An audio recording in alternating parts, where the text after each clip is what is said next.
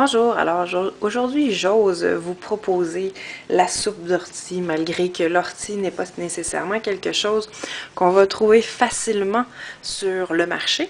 C'est toujours possible dans certains endroits, là, dans les marchés publics je vous dirais, il y a beaucoup de cultivateurs qui vont en avoir mais ils ne l'auront pas sur place, il faut comme leur demander.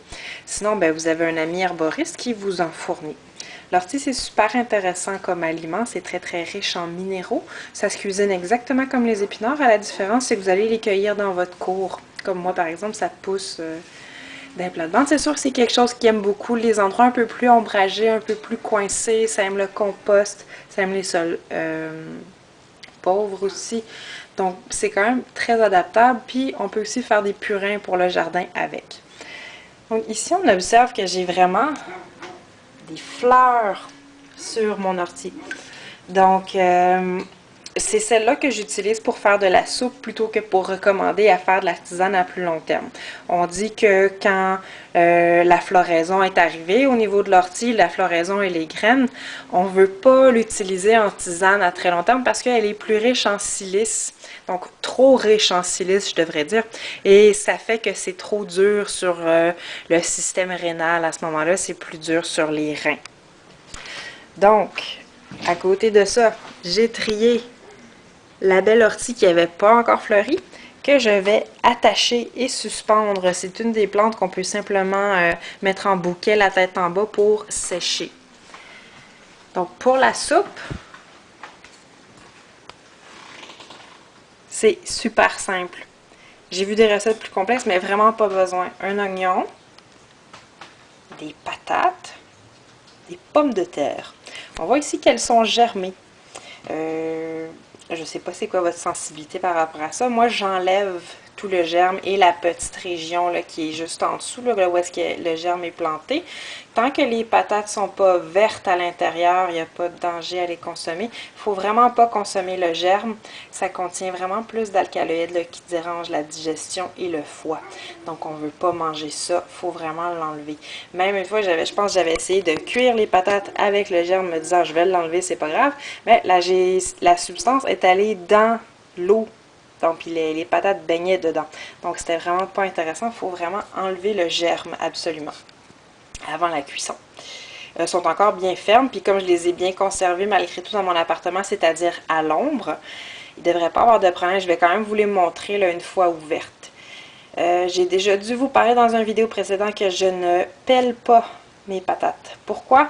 Parce que toutes les vitamines sont juste en dessous de la peau. Ça fait plus de fibres aussi, des fibres solubles là, qui sont excellentes pour la digestion. Donc moi, j'enlève pas la pelure, je fais juste bien les brosser. Comme assaisonnement, moi j'aime bien mettre du cumin. Juste parce que je suis comme une habituée et une fan de la cuisine mexicaine. Mais c'est assez optionnel. Ce qu'on ne voudra pas négliger, par contre, ça va être un peu de sel. Dépendamment de votre bouillon, parce que vous allez mettre du bouillon aussi pour la cuisson. Ou si vous en avez... En fait, on n'a même pas besoin. L'ortie est tellement bonne, ça fait tellement ça fait de la saveur, là. Ça goûte pas rien du tout, une soupe à l'ortie. C'est très goûteux. C'est sûr que c'est vert, mais ça a vraiment quelque chose de super nutritif dans la saveur. C'est super réconfortant.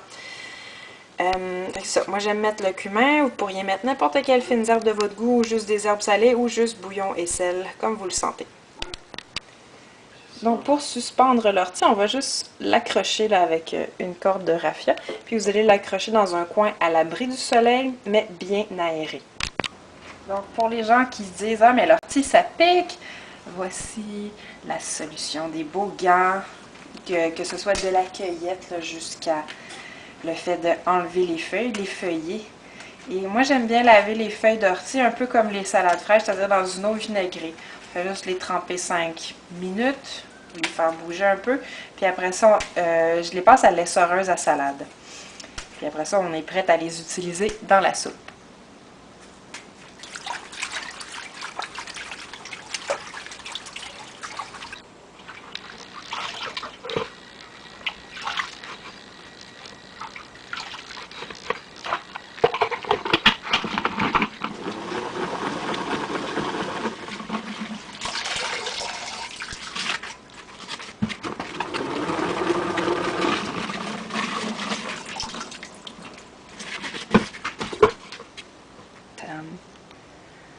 voit ici que ça nous fait un beau